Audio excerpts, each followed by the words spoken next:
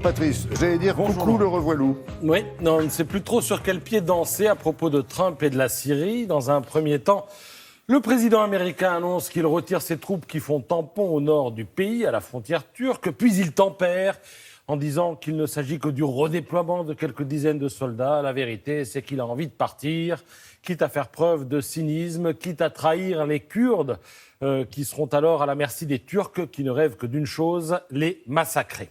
On peut se tromper, mais on a l'impression que tout cela n'est qu'une question de temps. Tôt ou tard, les Américains s'en retourneront, car, comme l'écrit Philippe Gély dans le Figaro, ils sont déterminés à mettre la clé sous la porte d'une aventure qui a coûté 2000 milliards de dollars, tué 7000 GIs et fait 300 000 victimes civiles.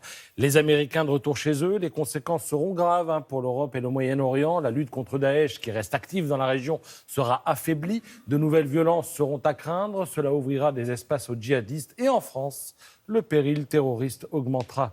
Lirez-vous sous la plume de Jean-Christophe Ploquin dans La Croix, où voisine donc à la une cet édito consacré à la politique internationale et notre terroir. Oui, ce terroir français qu'incarnent si bien les paysans qui ont prévu quelques actions de blocage sur les routes aujourd'hui.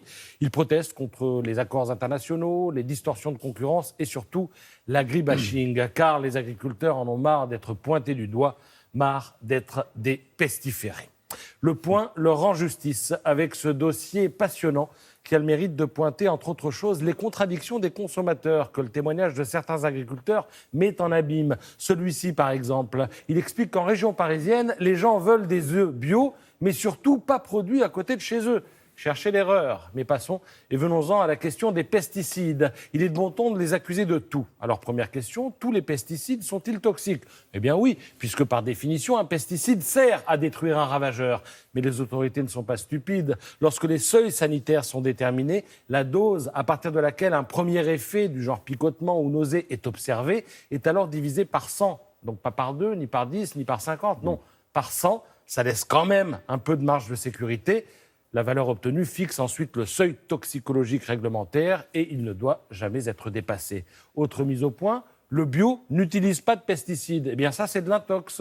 On a le droit de s'en inquiéter. D'ailleurs, aujourd'hui, on surveille de près le sulfate de cuivre. Mais là encore, s'il est utilisé, c'est tout simplement parce qu'il est indispensable pour protéger les cultures de vignes, de pommes de terre, de tomates, de pommiers, de maladies particulièrement ravageuses comme la pourriture noire ou le mildiou.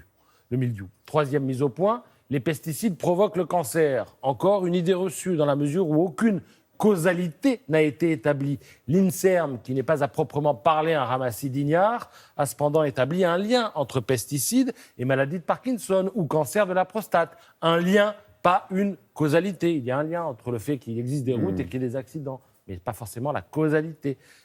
Et en plus, il y a un autre bémol à rajouter, c'est que cette étude concerne des molécules qui ont été tout simplement interdites en France. Voilà, il faut lire ce dossier du Point et rendre grâce à Géraldine Vossner d'avoir pris le temps de recueillir la parole des scientifiques, parce qu'entre les incompétents auto-formés et les scientifiques du dimanche abonnés à Twitter, on nage parfois en plein fake news.